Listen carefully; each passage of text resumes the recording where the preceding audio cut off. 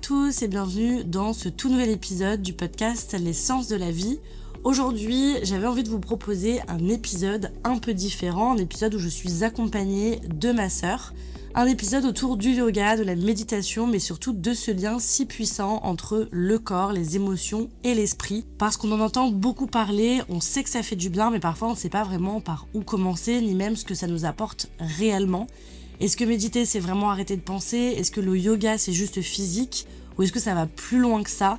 Et surtout, qu'est-ce que ces pratiques peuvent vraiment venir transformer à l'intérieur de nous? Pour en parler aujourd'hui, comme je vous ai dit, j'ai la joie d'accueillir ma sœur qui va venir nous partager son expérience, son cheminement et comment ces pratiques ont pris une place dans sa vie. Donc si ça vous intéresse, je vous laisse avec la suite de l'épisode.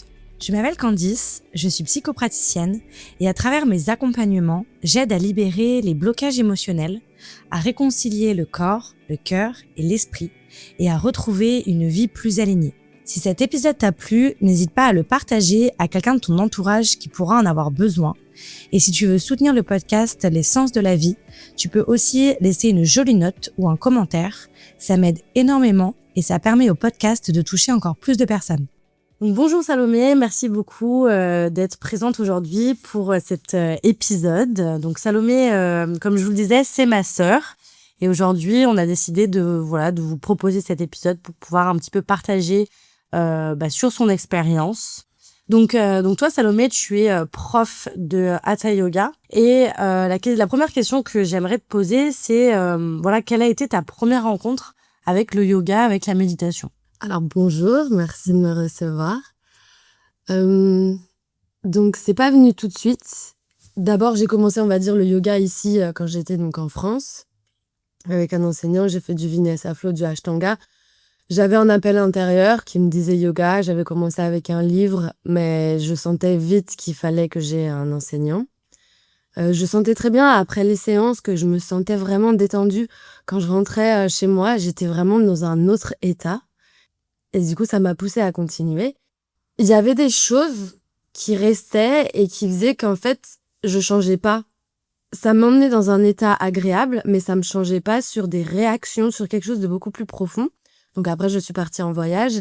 Et c'est dans mes voyages où je me suis rendu compte qu'il y avait des comportements qui étaient pas normaux, on va dire, où j'ai été en dépression. Dans mes relations, je ressentais de la jalousie extrême. Beaucoup de colère et je ne comprenais pas. Et honnêtement, un jour, j'étais dans une relation très toxique et j'ai prié vraiment de tout mon cœur parce que je ne savais pas vers qui aller, vers quel professionnel m'orienter, qui pouvait m'aider et j'ai demandé donc à l'univers de me guider et ça s'est fait un petit peu donc sur le long terme, mais c'est quand mes voyages ont commencé que je suis partie en Australie. J'ai rencontré donc une dame qui a juste transformé ma vie en m'enseignant des techniques de méditation. Enfin, tout d'abord, elle m'a expliqué des choses sur mon corps. Je ne savais pas que j'avais un mental et un corps, qu'il fallait différencier ces choses-là. Et de là, c'est là que le chemin a commencé. Et ensuite que je suis partie vers... l'appel intérieur a été encore plus intense. Et que je suis partie faire cette formation en Inde de 6 mois pour devenir enseignante de Hatha Yoga classique. Ok, ouais. Merci beaucoup pour déjà de nous partager ta première expérience. Et t'as parlé de jalousie, t'as parlé de certaines choses que tu traversais à ce moment-là dans ta vie. Est-ce que c'est entre guillemets grâce à ce que t'as traversé, c'est ça qui t'a un peu appelé, l'appel intérieur que tu décris, c'est dû à quoi? Est-ce que c'est dû à justement ce que tu traversais à ce moment-là? Je pense que j'ai toujours été dans ce côté spirituel, on va dire, parce que j'avais vraiment dans ma tête quelque chose qui me disait yoga, yoga, yoga. J'entendais ce mot-là, c'était vraiment très étrange. Et en fait, le mot yoga, ça veut dire union du corps et du mental. Mais moi, je ne savais pas toutes ces choses-là. Je pensais que c'était cet exercice physique, entre guillemets, qu'on utilise beaucoup dans nos pays, nous, du monde de l'Ouest, en fait, qui a été transformé, mais à la base, voilà, c'est vraiment cette union du mental et du corps à travers des asanas, des positions, ou à travers un yoga qui va être de dévotion, un karma yoga. Enfin, en fait, il y a plein de sortes de yoga. Mais au début, mon expérience, c'était ça. Et c'est juste que il fallait que je change. Parce qu'en fait, j'étais en train de... J'avais vraiment... Je me souviens de dire, j'ai un monstre à l'intérieur de moi. C'est-à-dire que les émotions de jalousie en couple, ou de colère, ou de peur, ou de stress, d'anxiété, j'avais peur de la vie. Mais clairement, je faisais des choses parce que je voulais vivre, je sentais je voulais voyager, mais j'avais peur en continu. Et je ne comprenais pas. Je disais, mais la vie, c'est pas ça, c'est pas possible. Je peux pas rester comme ça. Et c'est ça qui m'a menée, je pense, vers cette transformation intérieure. Ouais. Enfin, entre guillemets. Vers ce chemin, vers le yoga, vers la méditation. Je cherchais, j'avais envie ça m'attirait. Et qu'est-ce que le yoga t'a apporté au début et qu'est-ce que ça t'apporte aujourd'hui? Alors on va peut-être redéfinir le yoga, la méditation, si tu peux peut-être nous éclairer un petit peu sur la différence entre les deux, déjà. Alors, après, je suis pas une experte, je suis comme tout le monde, je suis encore sur le chemin, mais de ce que je comprends, c'est que donc le yoga, c'est une conséquence, on va dire, c'est donc l'union du corps et du mental à travers différentes techniques, on va dire. Donc, on a le classique Hatha Yoga. Hatha, c'est la lune et le soleil. Donc, on va venir rééquilibrer.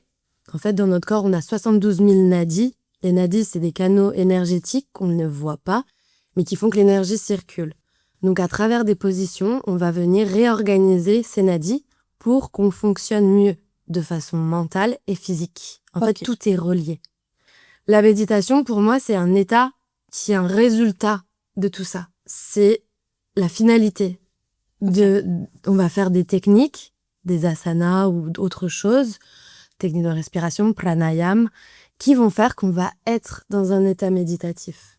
Donc les deux, si j'ai bien compris, sont deux techniques différentes, où dans les deux, il y a des pratiques qui sont différentes. La méditation, c'est le résultat des pratiques, en fait. Okay. C'est la finalité, c'est-à-dire que être méditatif, c'est être. C'est être dans cet état de paix. Ok.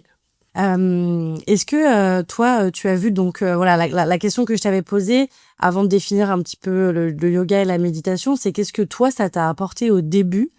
Qu'est-ce qui t'a poussé à continuer? Est-ce que quelles a été un petit peu les choses que tu as remarquées qui t'apportaient?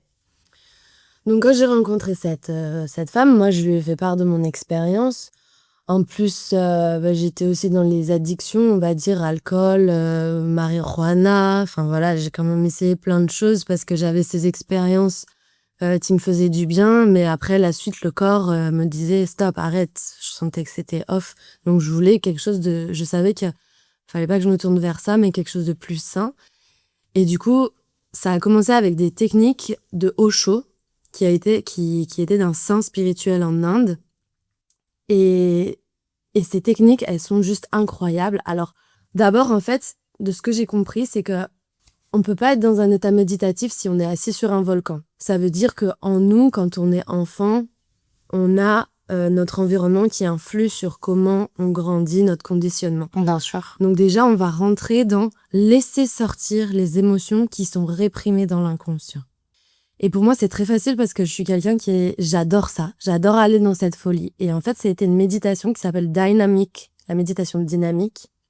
Et où, en fait, tu vas partir dans du catharsis. Catharsis, ça veut dire qu'on va autoriser l'inconscient à sortir.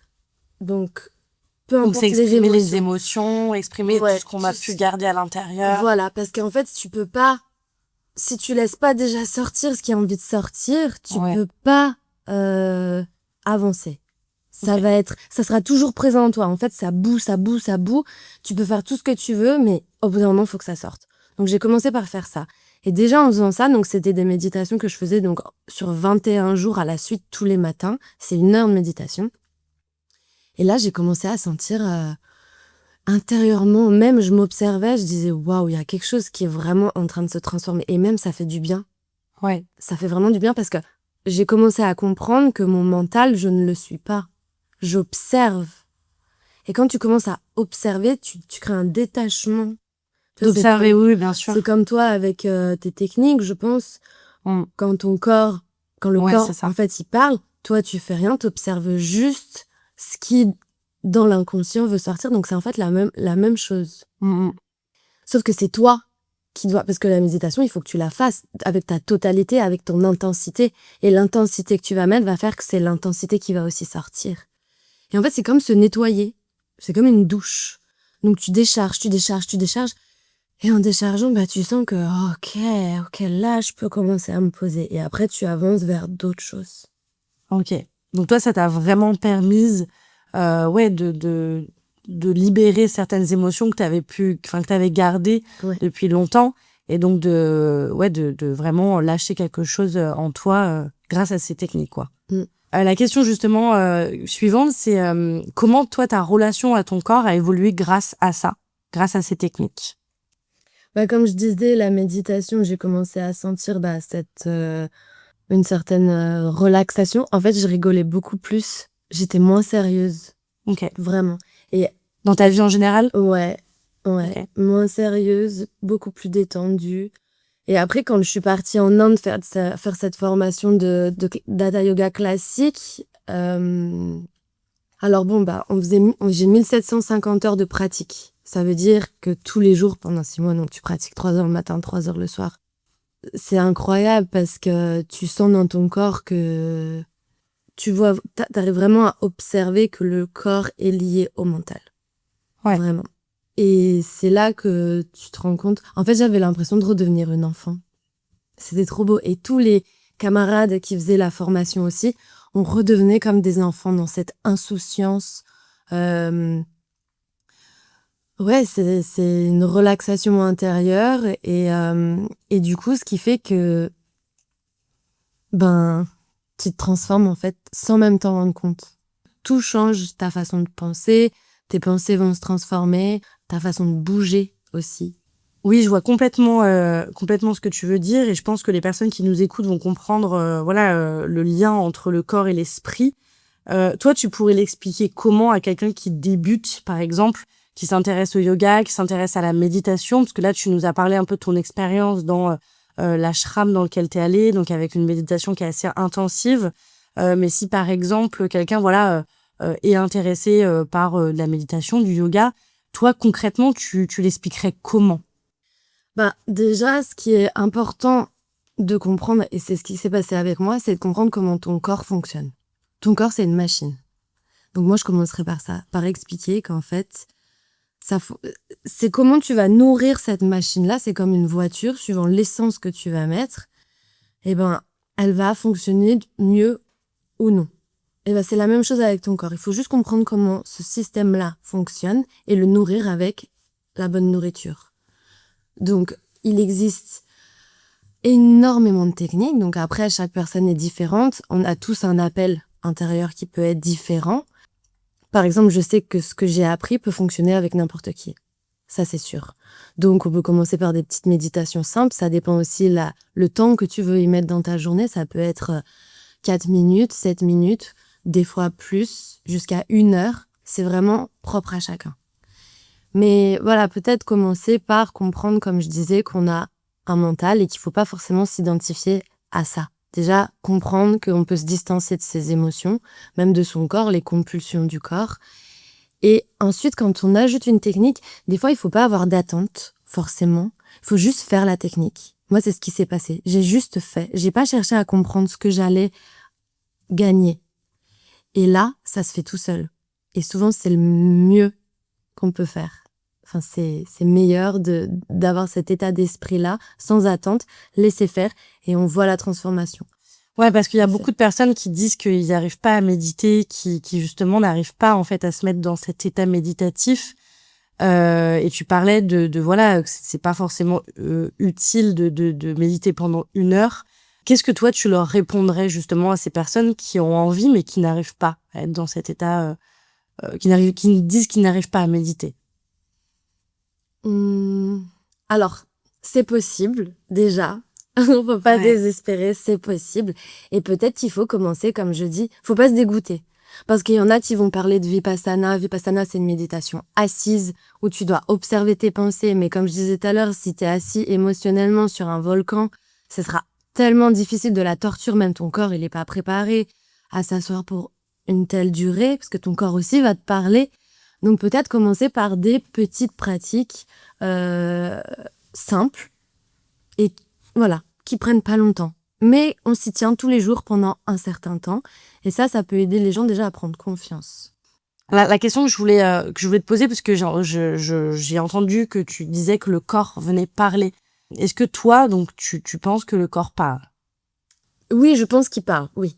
Parce qu'en fait, quand nous, avec le Hatha Yoga classique, c'est vrai que quand on regarde les gens, nous, ils nous disent, en enseignant et en pratiquant, on devrait être capable d'observer quelqu'un et de le lire, en fait, de voir son alignement. Et c'est vrai que on regarde, le mental est vachement lié avec le corps. Par exemple, les gens qui vont être voûtés, qui vont être marcher d'une certaine façon, tu peux savoir est-ce que c'est quelqu'un avec beaucoup de confiance, peu de confiance. Donc oui, je pense que le corps parle. Enfin, en fait, il n'y a même pas de séparation, je pense. C'est vraiment lié. Ouais. Bah, justement, j'aimerais un peu rebondir par rapport à ça. Parce que tu vois, ça fait vraiment écho à ce que j'observe en séance, où on vient justement écouter le corps autrement. Parce que au-delà de comprendre avec la tête, il y a vraiment cette idée que le corps garde en mémoire et qui peut nous guider vers ce qui a besoin d'être libéré ou rééquilibré. Et le yoga ou la méditation, bah, je trouve que c'est une manière plus autonome d'aller en fait reconnecter à ça. Donc il y a des personnes qui vont avoir besoin de ces techniques-là pour justement libérer, d'autres qui vont avoir besoin d'un accompagnement un petit peu plus personnalisé. Il y a beaucoup de personnes qui ont un petit peu la croyance de se dire que méditer, c'est arrêter de penser. Toi, t'en penses quoi? Bah, arrête de penser, vas-y. Non, mais c'est pas ça du tout. Enfin, je le comprends parce qu'au début, quand je commençais, j'avais commencé avec des livres et j'essayais de faire un peu la même chose. Mais en fait, ça te rend encore plus fou qu'autre chose. Par exemple, je disais, il y a quand on dit ne pense pas à un singe. Ouais. Ton mental, il va faire quoi? Penser au singe. Et ben voilà. Donc, c'est pas ça. C'est vraiment l'observation. Et cette distance-là qu'il y a avec le mental, le corps. Et toi, en fait, t'es au milieu. T'es une présence. C'est juste comprendre ça. Et commencer à avoir l'expérience de ça. Au début, ça peut être difficile. Au début, on a les pensées qui vont être très actives. Suivant comment ton système aussi est réorganisé, ça peut être très, très intense. Moi, je sais que quand je faisais on avait dans l'ashram, le jour de pleine lune, on était en silence toute la journée. Mais ça fusait. C'était hyper intense. Mais c'est justement avec les techniques. Là, il y a des pensées qui circulent. C'est comme observer une autoroute, en fait. Les voitures, les camions, suivant la pensée, l'intensité. Et puis, tu les laisses circuler. Et après, tu te rends compte qu'avec le temps, avec certaines méditations et tout ça, ça se calme. Okay. Et la distance se fait. Ouais. Moi, j'ai un petit peu l'image, c'est un petit peu ce que je dis quand je suis en séance par rapport aux émotions. C'est, comme si on conduisait à la voiture et que ces pensées parfois intrusives, ces émotions qui prennent le dessus, comme si elles venaient en fait prendre le volant. Et dans ces moments-là, en fait, c'est créer cette distance en disant, ok, j'écoute l'émotion, je regarde la pensée, mais elle prend pas les commandes, quoi. On reste, on vient juste observer pour libérer, parce qu'elles sont quand même utiles, mais c'est pas en fait les laisser nous contrôler et prendre le dessus, comme en fait on a tendance à faire. Et toi, justement, par rapport à ce que tu disais au départ, avec certaines situations que t'as pu traverser dans le passé, que ce soit avec la jalousie, avec le conditionnement, entre guillemets, si je peux l'appeler comme ça, que t'avais, à ce moment-là, les doutes, le stress, comment, toi, ça t'a aidé? Est-ce que alors aujourd'hui, t'es encore dans ces situations-là? Comment ça se passe pour toi? Bah, honnêtement, non. Ok. J'ai complètement changé. Et déjà, j'ai plus peur de la vie. De temps en temps, il y a des petits restes qui sont là, mais ça m'impacte plus comme avant. C'est ok, c'est là, c'est pas grave. Et après, ça passe. Oui, j'ai vraiment changé et c'est grâce à ça. Et c'est pour ça qu'en fait, je suis l'exemple même. Enfin, ça paraît prétentieux, mais c'est vraiment ça. Par rapport même à la cigarette, j'ai eu fumé la cigarette, je buvais beaucoup d'alcool. Enfin voilà, comme je disais, j'ai fait la fête. Bah aujourd'hui, mon hygiène de vie est complètement différente et je me sens aussi plus femme, moins petite fille dans mes réactions, plus mature. Ouais. Ok, oui, c'est hyper intéressant ce que tu dis. Parce que oui, c'est ça, en fait, à certains moments, on peut avoir comme un peu notre enfant intérieur qui vient prendre le dessus sur certains comportements qu'on peut avoir. Et donc, toi, la méditation et le yoga, ça t'a vraiment permis de reprendre cette place, comme tu disais, de femme. Est-ce que cet enfant intérieur, il est quand même présent et en fait, c'est ce qui prend moins de place maintenant? Est-ce que tu arrives à l'observer? Comment ça se passe pour toi? Ouais, je pense qu'il y a encore beaucoup de choses parce que je pense que l'humain, il est plus complexe que ça. Oui, il y a encore des choses à travailler. Enfin, pas à travailler, je sais pas bien dire, mais à se détacher. Oui. Plus dans ce sens-là. Mais une grande douche a été prise, on va dire. Ouais. Quand voilà, je me suis débarrassée de certains schémas, je pense. Oui, des schémas qu'on répète sans forcément comprendre pourquoi. Comme si quelque chose à l'intérieur continuait de fonctionner un peu en mode automatique. Et bien souvent, derrière, il y a des croyances qui sont très ancrées sur nous, sur les autres, sur la vie. Et est-ce que toi, t'as senti que ces pratiques t'ont aidé à prendre du recul sur certaines de ces croyances, justement, voire peut-être les transformer? Oui, définitivement. Parce que, en fait, c'est ton identification avec ce conditionnement que tu as depuis que t'es enfant. Et c'est comme si ça venait, c'est comme si t'avais une corde qui était tendue, tu vois, t'es rigide, tu penses que t'es ça, et quand tu commences à aller vers ces techniques-là où la corde, elle commence à se détendre. Et du coup, elle flotte avec le vent, et en fait, c'est ça, moi, c'est cette sensation-là, c'est cette sensation de légèreté, ok, en fait, c'est peut-être pas ça. Enfin, déjà, quand je suis allée en Inde, ils nous expliquent des choses, tu te dis, ouais, on est vraiment, matrixé sur ce qu'on croit qu'on est et qu'en fait, on n'est pas.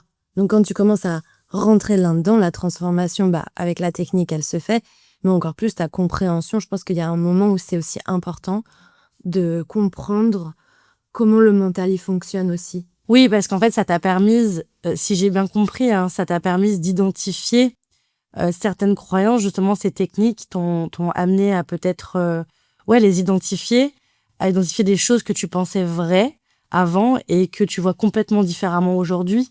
Alors, est-ce que c'est les techniques? Je pense que c'est pas que forcément les techniques. Enfin, je pense que quelqu'un qui va s'asseoir ou s'asseoir méditer, qui va commencer à faire du yoga, ces prises de conscience-là vont peut-être pas forcément être automatique. C'est aussi beaucoup par rapport à l'accompagnement, enfin, à ce que tu as pu entendre autour de toi. Qu'est-ce qui t'a vraiment aidé, en fait, à avoir ces prises de conscience? D'abord, c'est ce que je disais quand j'ai rencontré cette dame qui m'a enseigné, mon amie Samiro. Elle m'a d'abord expliqué, c'est ce que je disais, elle m'a fait comprendre. Ouais, c'est une connaissance quand même derrière. Ouais, j'ai d'abord compris, ok, mais ensuite, il faut pas rester que avec la compréhension, il faut l'expérience, il faut la vivre. Et c'est quand tu as l'expérience que tu vas atteindre des états de conscience différents, on va dire. Et c'est ça qui va te transformer. Parce que si ça reste que au niveau intellectuel, ça reste superficiel et il manque quelque chose. Ok. Oui, je vois complètement. Donc les techniques ensuite m'ont amené vers l'expérience, les ressentir, les vivre. Ok. Est-ce que tu penses qu'on est obligé de pratiquer tous les jours pour ressentir les bienfaits? Oui. Enfin, tu peux ressentir les bienfaits directement après ta méditation, ta pratique que tu viens de faire, mais pour une vraie transformation, il faut de la régularité. C'est comme tout. C'est comme aller au sport, c'est comme commencer la course à pied, c'est comme commencer, je sais pas, un régime alimentaire ou quoi. Les effets, tu les auras pas tout de suite. C'est avec la durée. Et c'est pareil avec ton système, avec ton corps, ton mental. Après, la personne peut, pour pas faire peur aux gens, les personnes peuvent aussi se donner un objectif, un nombre de jours. Souvent, on donne, par exemple, en yoga, hatha yoga, un cycle de 48 jours 2 fois par jour ou 90 jours 1 fois par jour. Ce qui fait qu'au niveau cellulaire, il y a aussi une transformation. C'est pour ça que c'est un but de le faire pendant un certain nombre de jours. C'est qu'on va venir réinformer la cellule. Donc c'est ça qui est intéressant, pour que ça ait une profondeur. Oui, mais en fait, je t'avais posé cette question-là parce que c'est vrai qu'il y a beaucoup de personnes qui peuvent être un peu réticents au fait d'avoir cette discipline, mais c'est hyper intéressant que tu puisses dire que oui, il y ait besoin de cette régularité.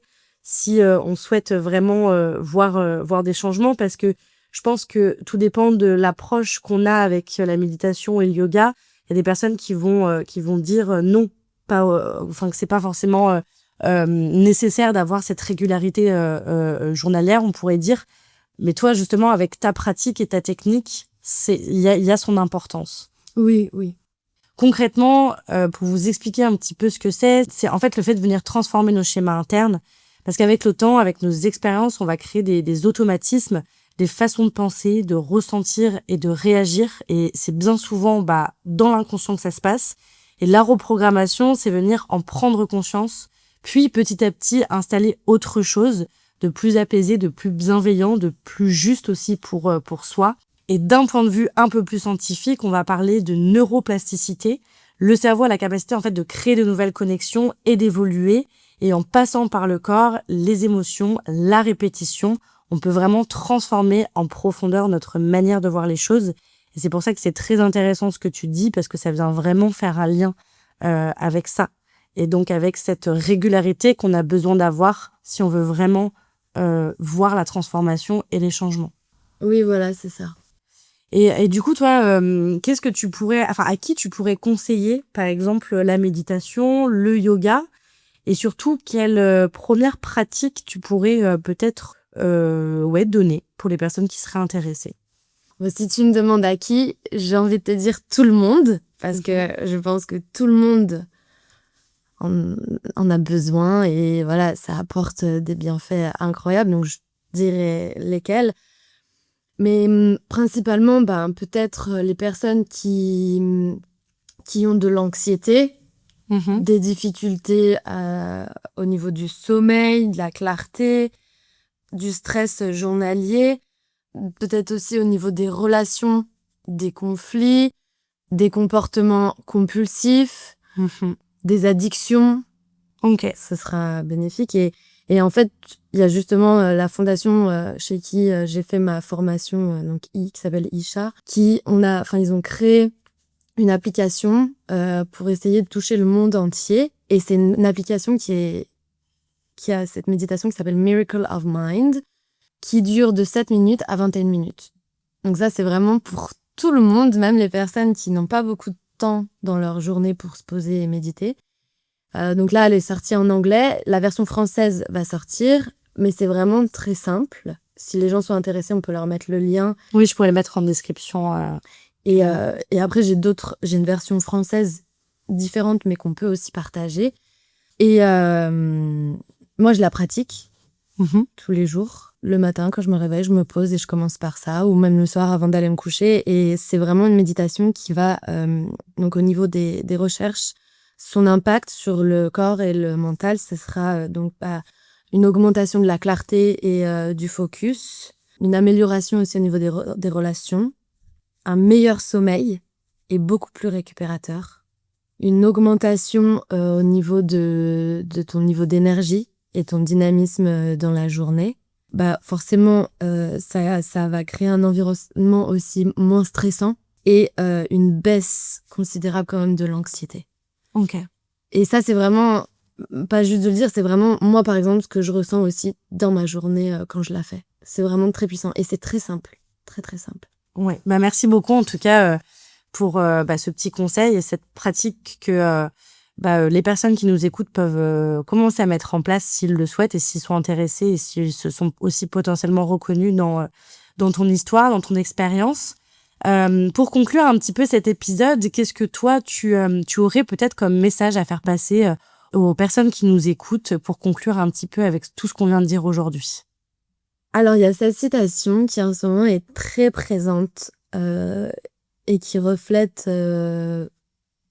ce que je ressens vraiment, c'est que la spiritualité, c'est le moment à partir duquel tu comprends que ta souffrance et ton bonheur, ta joie, c'est toi qui la crée. Ouais. Quand tu amènes cette responsabilité, en fait, ce que j'aimerais vraiment, c'est c'est ce qu'on nous apprend aussi, c'est qu'on crée notre réalité, en fait, finalement. Oui, que en fait, c'est toi qui es responsable de comment tu te sens et qu'il faut pas mettre la faute sur les autres. Ouais. C'est toi qui es responsable de comment ton corps il fonctionne, de comment ton mental il est. Et c'est à toi de mettre en place des choses avec des outils, peu importe lesquels, où tu vois que tu vas t'améliorer et devenir beaucoup plus joyeux, rayonnant et amener ça dans le monde. Parce qu'avec tout ce qui se passe aujourd'hui, le pouvoir, en fait, il est en toi. Ouais. Et hier, c'était intéressant parce que je lisais sur mon téléphone et c'était une conversation qui disait que souvent, c'est les personnes qui n'ont pas cette responsabilité-là avec eux-mêmes qui sont contrôlées par le système, par les émotions d'anxiété, etc., qui font qu'ils vont avoir des comportements destructeurs. Mais quand tu commences à reprendre le contrôle de toi-même, et ben là, tout va changer. Ouais, complètement. Et c'est ça que j'aimerais dire aux gens, c'est que c'est possible. Et que vous pouvez le faire et vous pouvez vous transformer et qu'il faut juste le vouloir.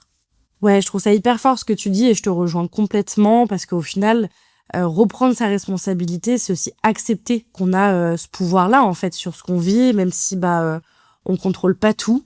Et ça veut pas dire que c'est facile, mais plutôt qu'à un moment, on choisit de ne plus subir notre réalité et de redevenir acteur de ce qui se passe à l'intérieur de nous. Et je trouve que ces pratiques comme le yoga, la méditation ou même tout ce travail autour du corps, ça nous aide justement à revenir à ça, à nous, à nos ressentis, à notre capacité aussi à transformer les choses de l'intérieur. En tout cas, merci beaucoup pour tout ce que tu as pu nous partager aujourd'hui. Vraiment, ton expérience, elle est hyper enrichissante et je pense que ça peut parler à beaucoup de personnes. En tout cas, si cet épisode vous a parlé, si vous sentez que vous avez envie de reprendre un peu plus votre place, votre pouvoir, n'hésitez pas à nous faire un retour, à partager cet épisode autour de vous aussi.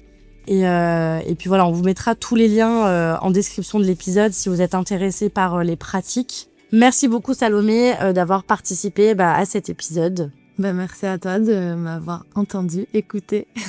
C'est avec plaisir. Écoute, c'était vraiment un vrai plaisir de pouvoir échanger avec toi aujourd'hui entre sœurs. En tout cas, voilà, j'espère que cet épisode vous aura plu. Je vous remercie pour votre écoute et je vous dis à la semaine prochaine pour un tout nouvel épisode.